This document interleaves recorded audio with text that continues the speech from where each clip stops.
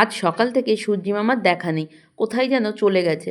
যাই হোক, কাজ তো আর থেমে থাকবে না। তো আজকে আর কোনো জামাকাপড় কাচিনি। এগুলো ছিল আগের দিনের জামাকাপড়। সেগুলোই এখন ভাঁজ করে গুছিয়ে নিলাম। আর ভাবছি মোচাটাও কেটে রাখবো। কারণ কালকে যদি আমি রান্না করি তো কাটতে সকালবেলা অনেকটা দেরি হয়ে যাবে। তো রাত্রেই বসে, বসে এটাকে কেটে পরিষ্কার করে রাখি। আর মোচা খেতে যতটা সুন্দর ততটাই কিন্তু খাটনি কাটাটা।